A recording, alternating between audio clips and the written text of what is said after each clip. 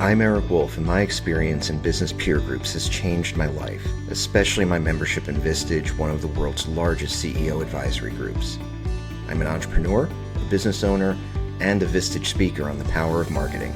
This podcast is dedicated to the people who make those experiences possible, the peer group chairs. Every episode, I interview a Vistage Chair who has dedicated their time to helping entrepreneurs like me succeed. Hey, welcome to Chair Waves. My guest today is Mikki Williams, and Mikki is unique in a couple of areas that everybody should be aware of. Number one, I believe that we have two firsts today. I believe that she's the first Hall of Famer to be on this podcast. She is a member of the Speaker Hall of Fame, and she is also, I believe, our first Chair Emeritus on the program. Welcome, Mikki. Thank you, Eric. Nice to hold those two titles and be introduced with them. There you go. Yeah, I mean, hey, if you've got a plaque somewhere, we've got to pay that homage. Not everybody gets to Cooperstown, so that's amazing. Well, I'm glad you threw in the speaker part. When you first said Hall of Famer, they're thinking Tennis Hall of Fame, Wrestling Hall of Fame. So I'm glad you I assumed all of them. So real quick, yeah. Before we get going, and there's definitely a lot of stuff that we need to cover. We definitely are going to need to cover your history with Vistage. We're going to need to cover the fact that you have spoken in front of some very impressive and very important audiences.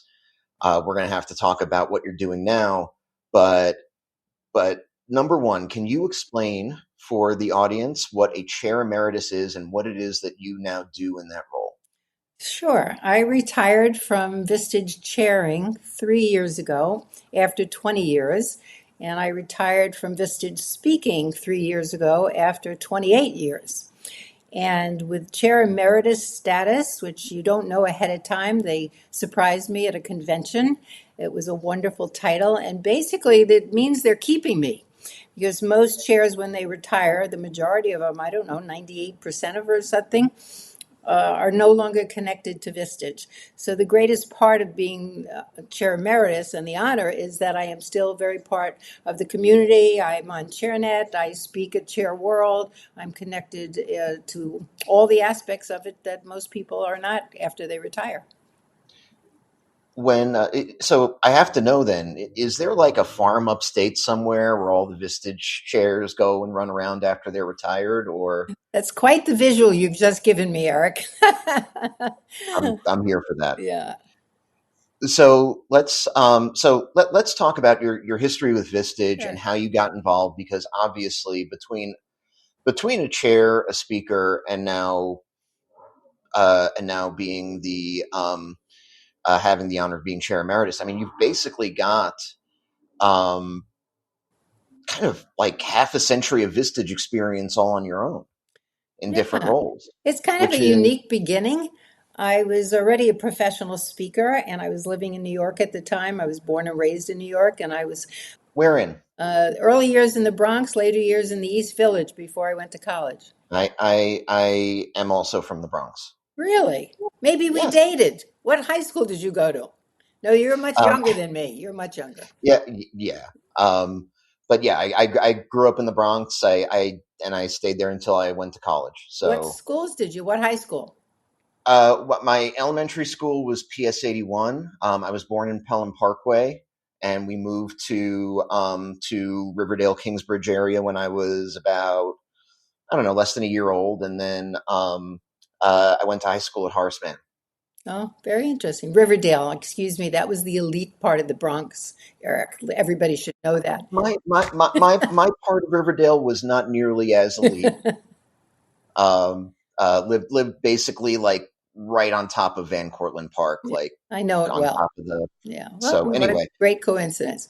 Anyway, so I was already a professional speaker, and the New York chapter of the National Speakers Association asked me to be their guest speaker and speak on how to be a good speaker. And at the time, I don't know if all your listeners know, Vistage was called Tech originally, the executive committee. And then when technology came in and the word tech was used, they lost their brand, so to speak. I don't know if you know how we got to Vistage. Do you know that story?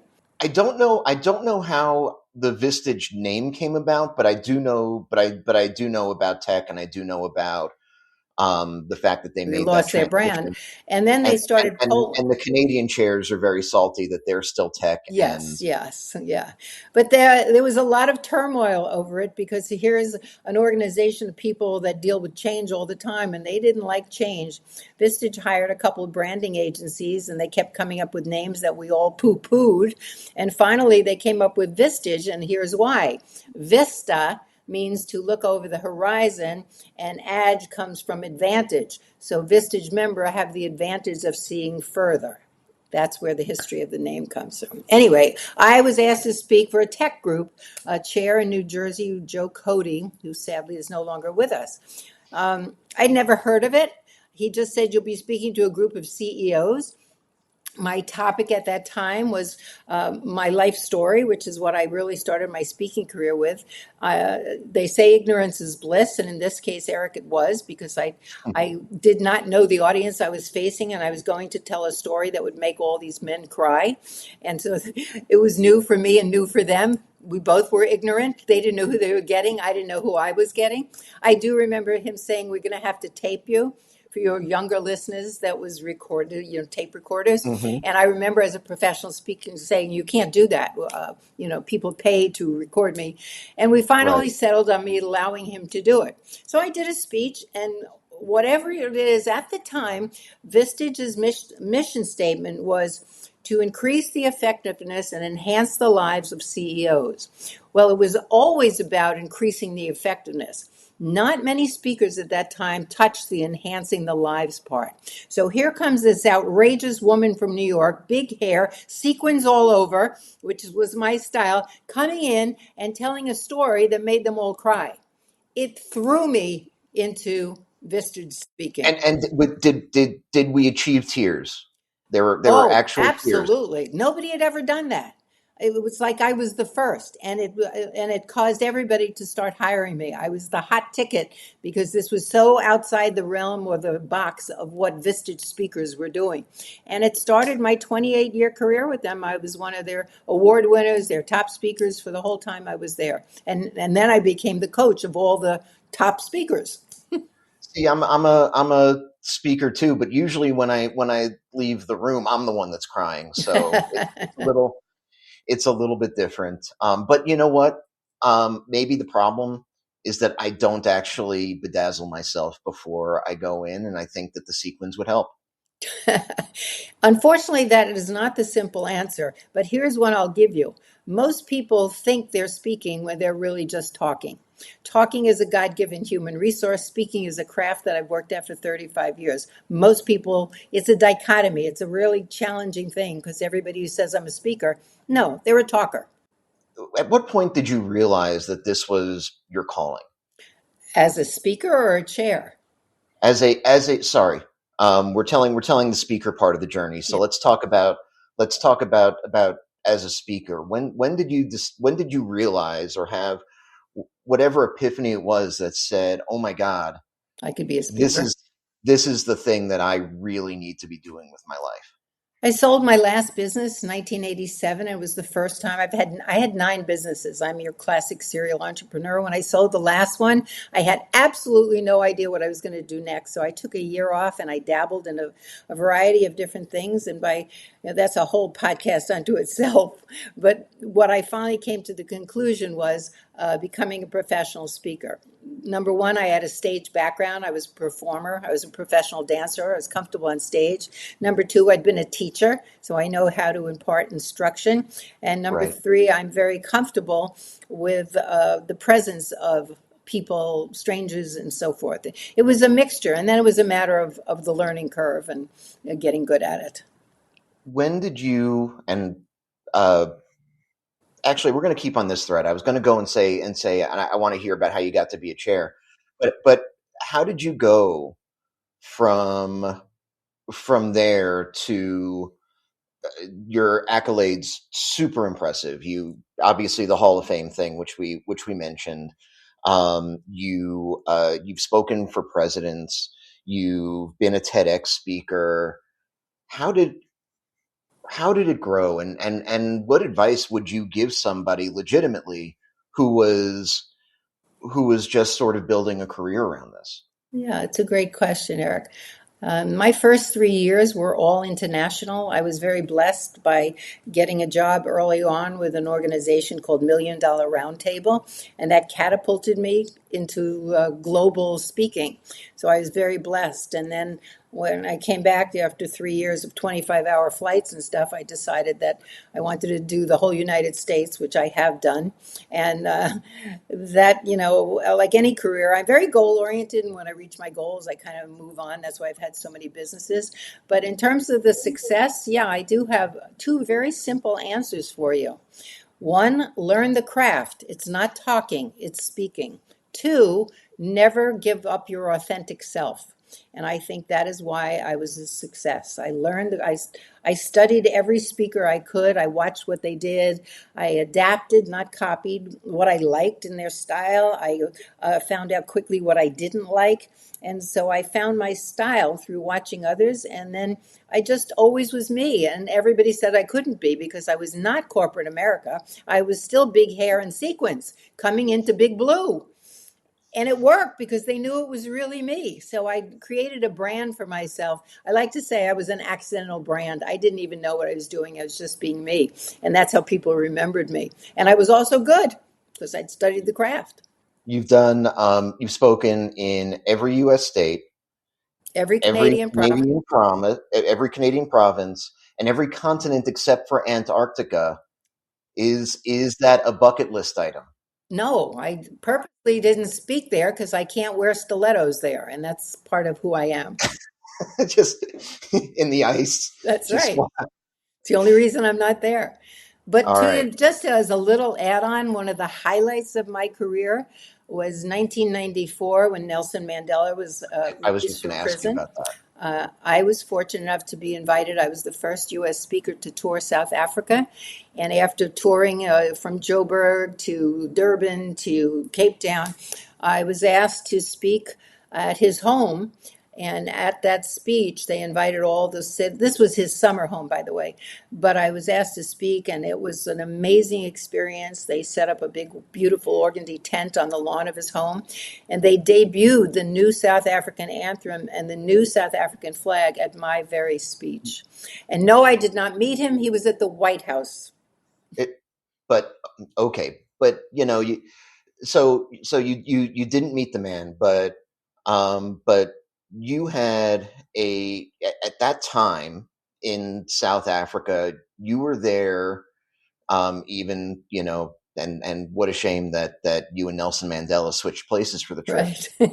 Yes. But otherwise, you're there, in South Africa at an extraordinary moment in history, Yes. um, and I imagine that there was a lot of emotion coming from a lot of places while you were there. What's the biggest takeaway that you have from being there at that time while that was happening? It's an interesting question because I'm born on July 4th and I'm a very patriotic girl. And so being part of that, what I call the patriotism in South Africa, it was evoking the same type of feelings I get about pride in living in the USA. It was just experiencing the emotion of that. Like, people cry on my birthday. They get very emotional on July 4th for what it means for the country. Some, some people also blow off their fingers on your Yes. birthday, but I don't imagine that has anything to do with you. We're gonna let them have that one. It's not for you. It was obviously one of the highlights of my career. I had many like that, but that was one of the biggest. So you're doing all this, and you're having this very impressive speaking career, and you're still involved with Vistage, of course. Yes. What made you at that point say what was the inspiration that said I want to be a chair? Nothing. There was nothing that inspired to me to say I want to be a chair. I got a phone call from Vistage one day, true story, and it's crazy. Hi, congratulations. You've been nominated to be a chair. No, no, no, no. You're mistaking me. I'm one of your speakers. No, you've been nominated to be a chair. Indignantly, I said, who would nominate me? Like I was annoyed. I said, I never thought of being a chair. Why would someone nominate me? Who is it? And she said, well, it was Walt Finkelstein. He's a chair in DC. Now, as a speaker, I'd go back to a lot of the same groups and I'd get to be Sure. friends with these chairs. Well, Walt was someone who I now considered a friend. And every time I'd speak for his group, we'd go out to dinner the night before. I call him up and I say, Walt, did you nominate me to be a chair? He said, I sure did. I said, why? I never told you I wanted. I never thought I could be. I never thought I wanted to be. Why would you do that? He said, because every time you come here for dinner, you're complaining about all the travel you're doing and you want to stay home. I thought you would be a great chair and it would keep you at home. And so then my personality said, I'm very competitive. And I thought, let me just go see if I pass. So I went through the whole process and they passed me. Surprise. Yeah. Not. I mean, I would have thought you would have skated through, but go No, ahead. it was a big surprise to me. I was an entrepreneur. I was not, I had no attachment other than being hired by corporate people. I didn't want to do any of the aspects of chairing. I just did it as to see if I could. And then I found out, out of all my careers, I loved it the most. Very cool. Yeah. What made you feel that way? And obviously you felt that way. You stayed there for you did it for 20 two years decades. as a chair. Yeah. It was interesting. Alan Hauge, who's very well known and respected in the Vistage community, was the one who interviewed me. And people often, and I often, when I go to Chair World, and all the chairs know me because of my dual roles and stuff, and I would always say, blame Alan. And Alan, they'd look at Alan and I'd say, Alan, what made you hire her as a chair? He said, her confidence walked in the room before she did. I love, That's a great line. I love that. Yes. That's like you need that if it hasn't been done, you need that like cross stitched I on a know. pillow or something. That's I know. fantastic. So then it was a matter of building a group, which is the hardest thing to do. But again, I was very creative and I went through, I think it was the Chamber of Commerce to do a pilot program. We called it, like, I think I called it a Taste of Vistage. And I Hmm. put together a group through them that had 3 months, one to one, and 3 meetings. And all those people stayed with me, and I had a basis to form a group very quickly. And so that's how I really got started. So I had throughout my career is one CE group and one key group. That's all I wanted. I was still full-time speaker. Right. And that's honestly, I mean, even just the one CE group, even if you weren't all also doing the key group, Yeah. the one CE group is a pretty major commitment. That's a significant job. Yeah, it is. But I also designed it around my lifestyle. This is a funny little anecdote, Eric. Because, well, I didn't drive. I lived in Chicago, downtown, so I gave up driving. I hadn't driven in 25 years. And then they said, well, you got to drive to all your members. Well, that's not happening. So again, I got creative. I figured these are new members. They don't know any better. I'll tell them that they drive to me. So I would do that. And then I go to a chair meeting and the chairs would go, how could you do that? I said, I just told them they drive to me. They said, well, you can't do that. It's not Vistage. No, but it's me. And if they want me, that's what they have to do. And here's the funny part of the story. Vistage was doing regional meetings around the country at that time. And I brought my Chicago group to New York. And they were mixing and mingling with a lot of other Vistage members. Now, don't get ahead of me here. Guess what happened? We come back to Chicago in the next meeting, and my type A personality goes, so how come we drive to you when we found out that the model? That's amazing. Yeah. Well, and honestly, and it's funny because you're talking about a time where perhaps Vistage was very, very prescriptive and hardline. Now, a lot of the chairs really do 100% do their own thing. Um, that was probably in part caused by you, but there are chairs who do their one-to-ones over Zoom. There are chairs Yes. who do in-person meetings in a variety of ways. I mean, there are even chairs that don't do one-to-one That's meetings. very true. I have found that out. When I started, I was all by the book. I asked each of the top chairs, "What do you do?" And I was following it. And then I realized, I was really good at it. And I think Vistage leaves you alone when you have full groups with great retention, and you're kind of doing your own thing. I think they realize, well, it's working, whatever it is. Why reinvent the Right. wheel? So I enjoyed great flexibility. I ran my groups and was very successful. And I love Vistage, and to this day, it's still my favorite of all my careers. That's amazing. What was the best? So 20 years. Obviously, a lot of people came and went through your groups in those times. What is what is the most significant lesson that you learned in your time as a Vistage chair doing that for 20 years and sharing the room with those folks every single month? What's interesting about your question is the assumption that I had a lot of people come and go. In my CE group, I had 20 members in my group, which is larger than most groups, and 10-year retention with all of them, 100% retention. That is absolutely outstanding. And certainly many groups have folks that have been with the group for a long time, but to say that you had 100% of your members stay, that's another first for this podcast. Yeah. Look at you, you're setting all kinds of records.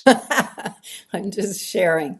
But the I'm gonna have interesting to open up bit, a new Hall of Fame and just put you in it.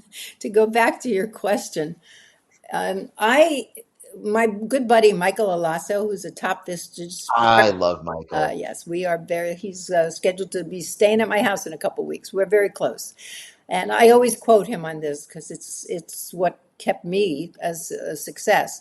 Structure frees creativity.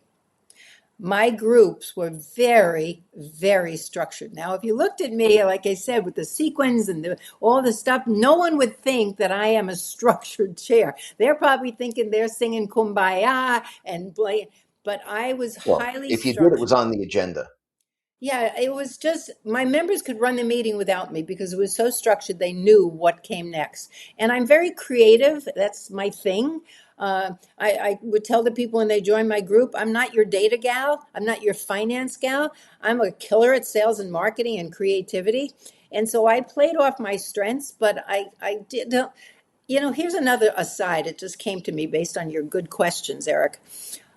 When I left, they made me a plaque and they had all these things that they all had quotes on. And I had Hmm. 6 members that came from other groups. And if you ask them why, it's because I was so tough and held them so accountable. And I believe that a lot of the members of Vistage want that accountability. They want that structure. I used to call myself a benevolent dictator because I really held their feet to the fire. And I just didn't know how much they valued it till I read this document that they had given me. And that's amazing. And I also really love that quote. I have been telling people for a long time that creativity requires boundaries, Hmm. and it's a hard concept for people to get. It's like, no, you've got to tell. It's not creativity if there isn't a canvas. Exactly. Nicely put.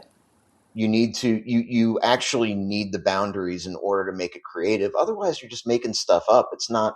There's no challenge to it. There's And no bingo. art to it. You just said what my frustration is around people who want to be speakers. They don't know the structure. So they get up there and they talk. They're winging Yep. it. They're all over the place. But when you have the structure, you know the structure of a story, you know the structure of a speech, then you're free to become the great speaker because you got the basics in place. So what are you now you've transitioned out of all of your activistic stuff. You are now chair emeritus, and you've got a whole new career. Tell me what the new career is and how you ended up with it. Yeah. So I still have a foot in speaking and a foot in chairing before I tell you the new career. The foot in speaking is that I formed a foundation. It's called the Goddess Foundation, and it provides scholarships for young women who graduate college to start their first entrepreneurial business. So I now do speak occasionally for a donation to my foundation. So that's where my foot is in that field. As far as Vistage, because I am emeritus, I speak at Vistage Chair World, I'm active on ChairNet, and I keep so those two are there. I was pretty much retired, other than I still coach speakers and I run speaker schools twice a year. And as I told you before we started, this is my 30th year, and I put out the announcement that this will be my last speaker school. I have one this week, and my next one's October, and then that's done. And I thought I was done. I'm 82 years old. I thought I was done. I'm having coffee with a friend who says, "You should go on TikTok." I said, "Why would I do that? That's for 20-year-olds." She said, "Because you're Just when very," I think I'm out, they pull me back in. so she said, "Well, because you're very inspiring and the younger generation needs inspiration." I said, "Okay, again, I love a challenge, like going for Vistage. Not planning to do it, I just love a challenge." So I hire a 17-year-old to come over to my house that night because I have no idea what TikTok is. I'd never been on it. I said, "What do we do?" "You just talk." I said, "Well, that's easy. I've been doing that for 35 years as a pro." She said, "What do you want to talk about?" I said, "I don't know, whatever comes out of my mouth." And I have a great closet. So let's stand in my closet. I open like this, no premeditation whatsoever. "Hi, I'm Mikki. I'm new to TikTok. I'm a natural 82-year-old. Welcome to my closet." We do the little thing. A couple hours later, she calls me. She says, "You're doing really well. You're trending." What does that mean? I don't even know the word. She said, "You got a lot of people watching your video and sharing it and reposting it." The next morning, 1.2 million views, It's which threw extraordinary. me again, like everything else. I am now a digital content creator with a full-time business as a social media influencer with an agent in LA, a PR firm in Connecticut, and a manager in Boston. What the heck? That is a heck of a story. Yeah, So okay, and um, before you go though, you'll have to share my your handles. socials Yeah. because we want to make sure that Good. I need followers. That's my new lingo. Follow me. followers. Mickey wants followers. Yes. So and you're and the I think that the really cool thing about you, and if people, if they see you and if they talk to you and if they look at your website, or you're you're still the same person that you described from the 90s. You are still sparkly with the hair and the whole thing, and you haven't changed your brand. No. How um how crucial do you think, because a lot of folks are very impatient with their marketing, with their image, and they feel the need to wipe the slate clean every few years. What advice do you give to folks about building a brand that can last for 3 decades and beyond? Eric, I'm a real big proponent of I don't know what I don't know. And I have employed, hired, bartered, whatever, people who are doing what I want and asking them or being coached by them, how do I get to be? Even now, I was a professional dancer. I take dance lessons. And someone would say, "Why do you take them?" Because I'm a student. I'm forever a student. And I think whatever anybody wants to be, whether it's creating a brand deliberately or being an accidental one, here's my other key takeaway: pay attention. Pay attention to what people know about you. Is it in your physicality? Is it your glasses? You're bald, you're thin, you're tall, you're outrageous, you're blingy? Is it you always use quotes and you're known for just quoting every so everybody has a uniqueness, and I always say pay attention and then exploit that uniqueness. That's how you get a brand. It's that simple. I love that advice. That was very well said. Thank you. Mikki Williams, if folks want to get in touch with you, If they've got questions about how they can become social media stars or talk to presidents At or 82. um, what is the best way for folks to get in touch with you? And Yeah. please give us all the big All socials. right. Thank you, Eric. Well, I have a website, MikkiWilliams.com, but it's all my speaker and Vistage. It's a placeholder. I haven't changed it yet. So you could always, and you could email me from there, but it's Mikki@MikkiWilliams.com. My handles, as I now know the lingo, on TikTok, I am Mikki Go-Go. Because that was a nickname a friend gave me because I'm always on the go. Mikki Go-Go. On Instagram, I'm Mikki Williams Unlimited, or just because that's the name of my company, but it's UNLTD. But if you just put Mikki Williams, you'll find me. On Facebook, I'm Mikki Williams Chicago, but again, you'll find me. On YouTube, I'm Mikki Williams. And yeah, I'm all over the internet. You'll find me. All right. Go find Mikki on the netwebs. And thank you so much for being a great guest. This was fun. Thank you, Eric. It was a lot of fun. Great questions. Thank you. You got it. Bye. Thanks for listening to this episode of Chair Waves. You can subscribe to our feed using Spotify, Apple Podcasts, or your platform of choice. You can also visit chairwaves.com for more information. Chair Waves is hosted and produced by me, Eric Wolf, and to connect with me, you can visit my website at ewolf.live. That's EWOLF.live. And a disclaimer, while I love Vistage and CEO peer groups, this podcast is not owned by or affiliated with Vistage or any other peer organization. Thanks for listening.